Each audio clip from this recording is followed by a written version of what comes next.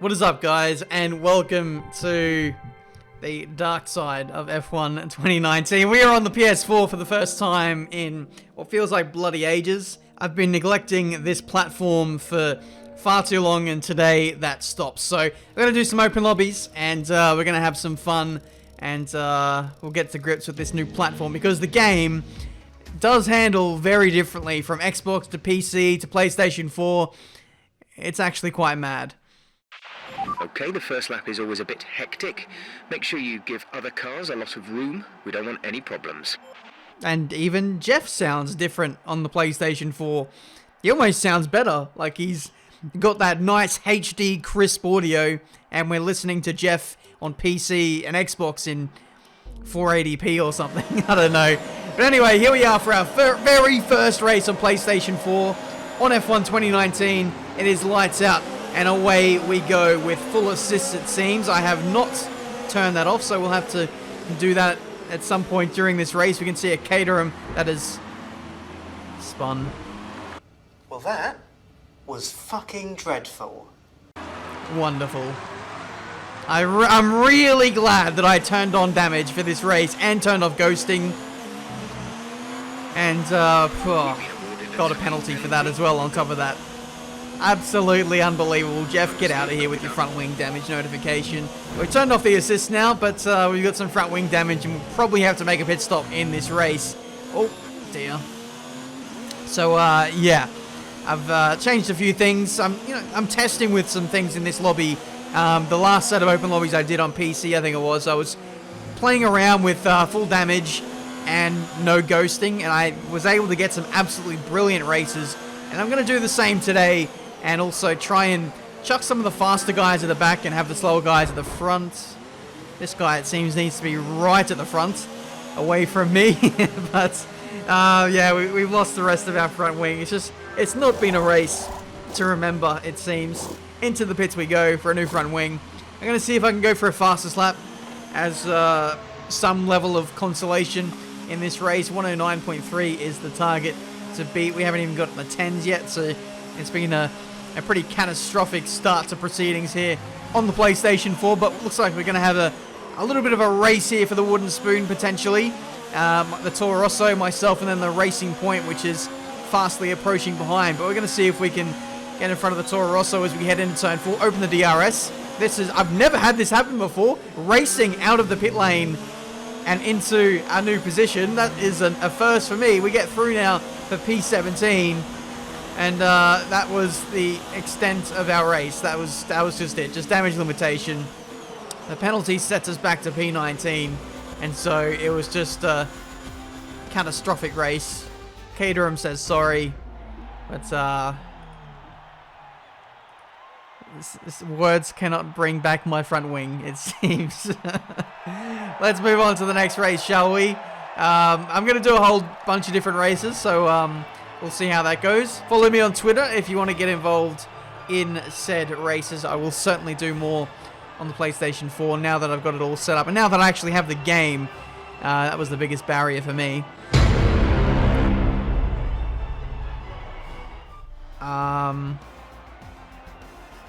Lucas Faber? That's you?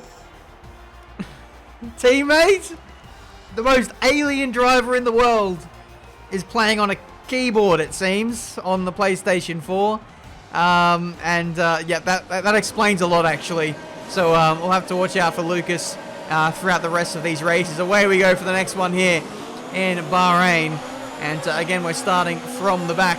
I have put some of the faster guys towards the back, but it still needs a little bit of tweaking, I think. So we'll see how this goes for us. Still damage on, no ghosting, so you can't really clatter into the side of someone. You got to be very careful, as if it's a real F1 race. So yeah, I feel like turning the ghosting off and having damage on just makes people a little bit more careful, and should hopefully result in less stupid racing, and people treat each other with a bit more respect. That's at least what I've found in recent races, but who knows, it could be a whole different kettle of fish on this platform. We'll have to wait and see as my teammate goes for a big dive bomb on the Renault. The Renault, which doesn't have any front wing on the right hand side, so that's Unfortunate for him, we got the inside into the triple left-hander. Could have also got my teammate if I was a little bit more daring, but wanted to play it a little bit more patient than that. And we are through already into P14. A Renault getting a nice tow down this back straight. And he goes up my teammate's inside, squeezes him out for good measure. And because the Renault doesn't have any front wing, it makes it pretty easy for me to just kind of dance around him through the high-speed corners. And we are now into P12. So not a bad start so far as they all clatter into the side of each other and cause a yellow flag back there. Gives me a lot of room and space to plan out my next form of attack on this racing point, which is controlled by an AI. We're now into P11. Let's see if we can get inside the top 5. I'd love to get a podium, but that might be a bit of a stretch with only 5 laps to do so. Williams spinning off. So too with the Red Bull. So these guys really struggling to keep it on the track, it seems, and I'm just getting free positions left, right, and centre, which I certainly won't complain about. But yeah, 3 laps to go in this race. We're in the slipstream of the Williams, who is also in the slipstream of another Renault, and we'll see if we can play ourselves into this quite nicely. I'm hoping that the Williams dives in early and I can just get a nice little undercut or switch back on both of these guys. I'd say the next guy we'd overtake is the Renault. He doesn't get a great exit out of turns 1 and 2. We're going to have DRS on the run into turn 4. Do we go for a big boy lunge? No, I'm going to think better of it. See if I can get a better exit out of here. He gets a bit of oversteer, which certainly helps things, and we go clean around the outside there. And now we are through now for P8. Not too bad. Fast forwarding half a lap, and you can see there's a Mercedes, which has not had a great run either. And we are going to go for a savage lunge, Super GT style, up the inside into the 3rd sector, and we are up another place. Thank you, Jeff, for stating the obvious once again. Hopefully this guy doesn't dive bomb me here. I've just got a bad feeling. He tried it, didn't quite work out, and we are still holding on to P7 in this race. Next up is the McLaren. This is your final lap. Final chance to get some positions. He's going super defensive.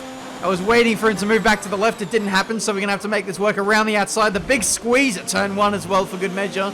And again, we have to settle in behind. We will have DRS for this next straight. See if I can dummy him here to go defensive. And then I'm going to play this with a nice smooth exit, do the under and over, and just get in with better traction. And that is us through for P6. Easy, easy slaps. That's how you counteract someone who just tries to lunge it on himself in order to not get dive bombed. And so we are through for P6 now. It's going to be a stretch to get the next guy, but we'll have to hope for a penalty or two to promote us up into the top 5. Spirus Virus wins the Grand Prix. We come across the line and actually get P5 by virtue of some penalties up the road. I believe it was DPL 1998. So not a bad recovery. A 29.8. Was that the fastest lap? No, it wasn't. A few guys who were in the lead were a few seconds ahead. But as we head into Spa, I am going to make further changes to this lobby. There was still a lot of tweaking that I had to make in order to put the fastest guys right at the back and the slower guys right at the front. I feel like this is the happy medium now as we head into Spa. So we're set up for what should hopefully be a brilliant race. The whole team are rooting for you. Show them what you can do. Thanks, Jeff. Really appreciate that. He just sounds so good now. I feel like, you know, Jeff has had some success in the F1 game. He's spending his engineer money and he's upgraded his microphone. Who knows, he might upgrade. I don't know where I'm going with this. 5 red lights and away we go. For the Belgian Grand Prix, it's been a very casual start to the Grand Prix. I know that turn 1 can be a bit crazy in here, much like Monaco turn 1. So let's just play ourselves in. No! Come on, man! Illegal overtake. What did I do wrong? It's not my fault that there's like 50 million plebs at turn 1 who want to clatter into the side of each other. We're now running about 3 or 4 wide here, and I can't find an avenue past anyone as their top end speed is just nowhere because they didn't get a great run up at Rouge, and we're kind of punished for that. But we are playing ourselves in very cautiously, dodging one of the Toro Rossos that was kind of pit maneuvered there, and we are through now for P13. I also had to lift on that Camel straight as well, because the guy who was directly in front of me was going pretty slow. And that was even after we got past Radion and all that. That was like halfway down the Camel straight. Still had to lift because there was just no room for me to go. Otherwise, I would have been making some unnecessary contact. Another 2 positions for us. Now halved our grid position essentially in this race, and the leaders aren't too far up the road. So I think we could potentially get a really good result out of this one. We've got Spyrus Virus, who won the last race, right in front of us. Like, a lot of the fast guys who were in this lobby have all started from the back this time, so it's going to be a much more closely contested affair. And I feel like just by doing this, it just makes it more exciting, makes it more unpredictable, gives other people more of a chance of winning. And so we will hopefully script ourselves a good race. We're going to go to the outside here because everyone is so keen on being on the right-hand side. So we go in quite deep. We're going to get this Red Bull, or are we? No, he gets a better run out of the bus stop chicane. The Alfa Romeo is lagging around, so I don't want to place myself directly behind him. The Mercedes, very conservative into turn 1. But we managed to sneak past the Alfa Romeo, who was the slowest car around us. And quite thankful to get in front of him now. And we can just follow these 2 in an effort to get to the top 5.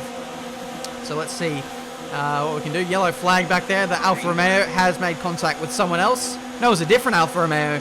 Never mind. But anyway, these 2 going pretty racy as we head into Lake Com for the second time. The Red Bull has been pit maneuvered. It's like reverse pit maneuvered, actually. Just like the Toro Rosso was on the first lap. And we are now through for P7, and we shall follow the Mercedes to glory here. This guy, I think, was the fastest, if not one of the fastest guys in the lobby, as we get a time penalty for track extending. It's actually really odd because you can normally get away with that. I find that sometimes, well, different platforms have different levels of track limits, and that was very, very harsh there. I'll show you guys in a second just how inconsistent the penalty system is, but we tried to go around the outside of the Mercedes there. Didn't quite work out. We're now catching up to Lukas Weber, so anything is possible on this 3rd lap. Mercedes is going to get DRS. I'm going to get DRS off of the Mercedes. There's a Toro Rosso behind me who is also looking to nab my position. So we've got to keep our wits about us here. Again, into Lake Com for the 3rd time, and there's more contact. People can't keep it clean at this corner, it seems, in this Grand Prix. We're going to get a double undercut and go 3 wide into the middle sector. I don't know how this has worked out, but it looks like we're going to make this work for us quite brilliantly. We squeeze out the Red Bull, and we are through now into the top 5 in this Belgian Grand Prix. 2 laps left to go in this race. The gap to the next group of cars is quite large, but we'll try and do our best to make up the difference. We do have a complete front wing. I don't know if the guys up ahead have damage. If they do, they'll quickly fall into our clutches, but I'm utilizing this space to potentially get in a fastest lap. It's been a very hectic few races. This has been a rare moment to actually have some space to myself. So we're utilizing that. You can see there, I track extended worse than last time when I got a penalty and I got nothing.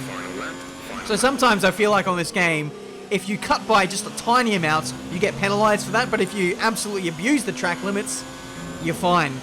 Silverstone is a good example of that. There's a few corners which really nab you for track extending when you really haven't done too much wrong. But anyway, we come across the line. We couldn't catch the guys ahead. We do get a fastest lap as consolation, though. Took me a long time to get a fastest lap, but we finally do so. A lot of quick guys in this lobby, it seems, but I believe that is it for today's set of open lobbies. I thought I'd start off a little bit small with these races. I'm saving some absolute bangers for the next couple of videos. One in particular, Austria, was absolutely phenomenal.